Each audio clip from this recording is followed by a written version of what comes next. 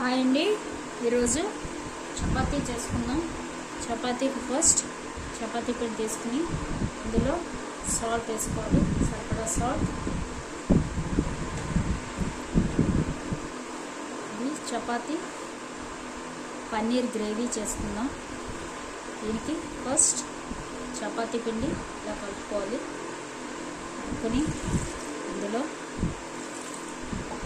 Water వేసి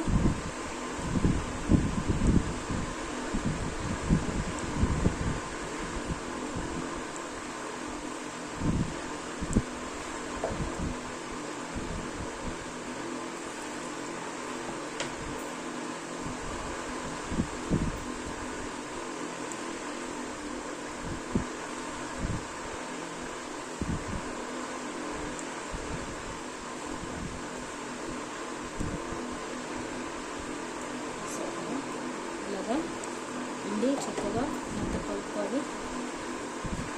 ఇలా చాలామంది ఆయిల్ అవి వేస్తారు, కానీ ఇంకా నాకు నచ్చదు. ఆయిల్ వేస్తే కలర్ కొంచెం చపాతీ కలర్ తేడాగా వస్తుంది. అలాగే చపాతీ కూడా ముక్క ముక్కగా విడిపోతున్నట్టుగా అయిపోద్ది. కాబట్టి ఇలాగా కలుపుకోవాలి. ఇలాగా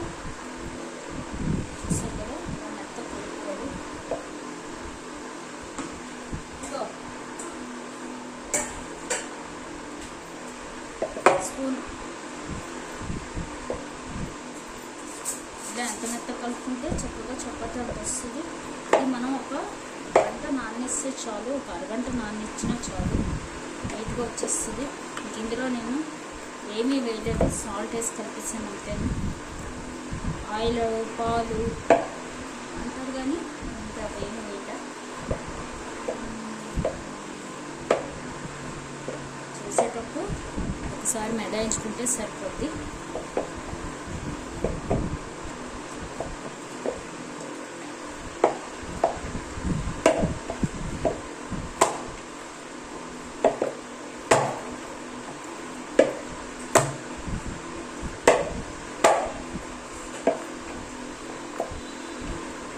కదా చక్కగా కలుపుకొని ఒక అరగంట మూత పెట్టి వదిలేద్దాం. మూత పెట్టి వదిలేస్తే చక్కగా బాగుంటుంది.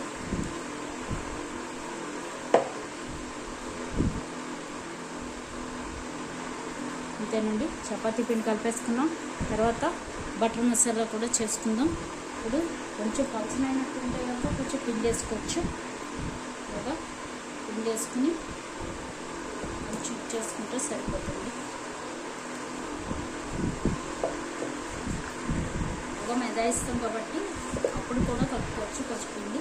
ఫస్ట్ అయితే కొంచెం ఇలా పలచగానే కలుపుకొని మూత పెట్టుకుంటే తర్వాత మనం పిండి పొల్లించేస్తాం కదా చపాతీ చేసేటప్పుడు, అప్పుడు కొంచెం పిట్టుతో ఇలా ఇలా అనుకుని మనం చేసుకున్నాం చపాతీ చక్కగా వచ్చేస్తుంది. కదా అయితే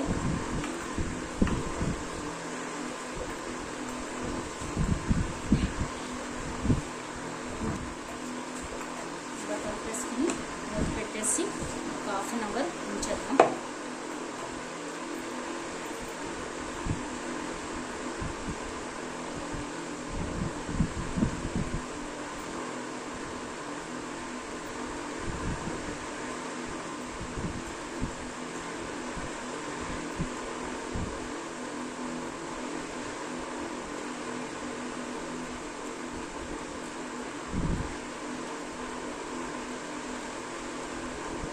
చూసారుగా ఇలాగా చక్కగా మూత పెట్టేసి ఉంచేసుకుంటే నీట్గా వచ్చేస్తుంది చపాతీ.